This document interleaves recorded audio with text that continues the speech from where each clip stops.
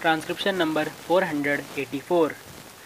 Madam, this debate on the Sarkaria Commission's report has come not too early. It has been taken up for debate after a lapse of considerable time. Nevertheless, I welcome this debate. At the present moment, the center-state relations are passing through a critical phase. Many problems and issues have come up during the last 40 years of the working of the Constitution. Many irritations and tensions have been built up between the center and the states in working the Constitution. The Home Minister, Mr. Bhuta Singh, has said that the government has got an open mind on the recommendations made by the Sarkaria Commission. I wish the government had applied an open mind, an impartial mind, while giving the terms of reference to the Commission. Madam, the terms of reference announced for the Commission had definitely a central bias, and the Commission itself has taken note of the terms of reference of the Commission. At the very outset, the Commission drew up a sort of format for itself on the basis of which it may take recommendations. This format influenced its thinking and its deliberations and its final recommendations. However, at another stage in the beginning has made one more observation, a very important observation.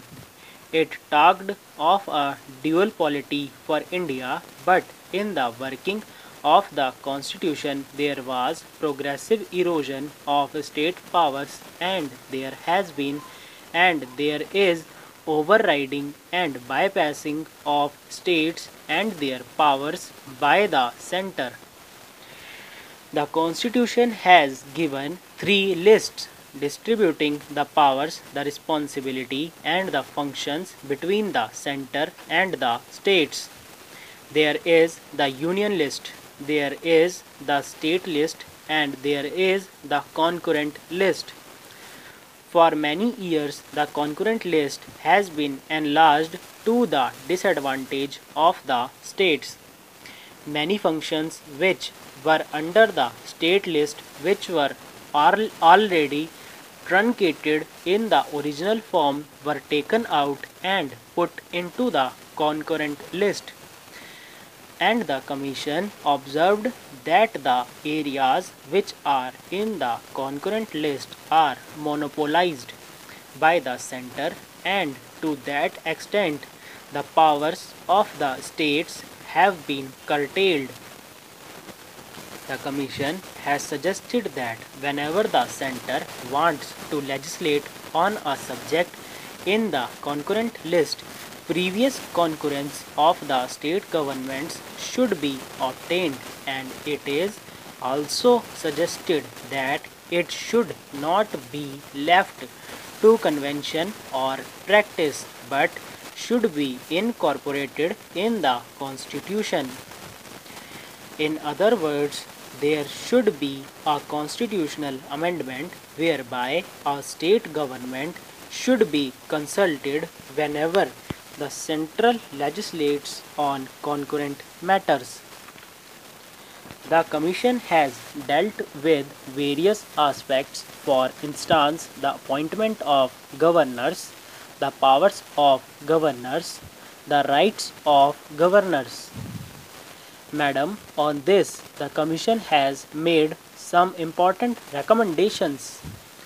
They are not very radical, but some of them are very important to ensure the autonomy of states and to rationalize the relationship between the governor and the state government.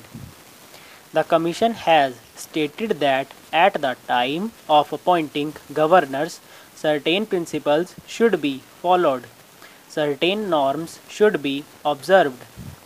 One norm could be no governor belonging to the ruling party at the center should be posted to a state which is governed by an opposition party. This is an important recommendation. The Commission also has observed that a governor after retirement should not take up any assignment except the assignment of the Vice President or the President.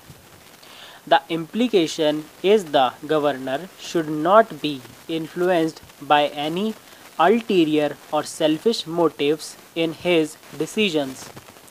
I go along with the Commission in respect of the conduct of the governors in dealing with the state governments. The Constitution has said that after the election is over, the governor should call the leader of the majority to form the government.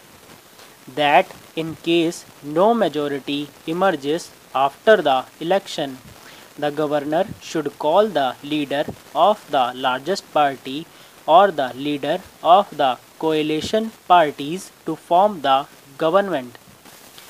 It says whenever the majority was in doubt, the governor should go to the assembly to know whether the government of the day has a majority or does not have a majority. But the Sarkaria Commission has not commented upon the reality of the situation that obtains today. The governors are functioning as agents of the center. They are appointed in non-Congress states, often from the personnel drawn from the ruling party at the center. And the governors are supposed to function as the representatives of the government of the union. The governor is not an elected person. The government is nominated by the president, virtually by the government of India. So, in reality, the governor is acting as an appendage of the center. I go along with the recommendations of the Commission in this regard, but say whenever the center appoints a governor, it should look into the qualifications of the person. He should not be partisan, he should be knowledgeable in constitutional matters, and he should have necessary experience in matters of states. Such people should be appointed as governors and not the agents of the party in power. The Sarkaria Commission has also touched upon the imposition of President's rule and Governor's rule. In this matter, the Commission has taken note of certain inadequacies which have come up during the working of the Constitution during all these years.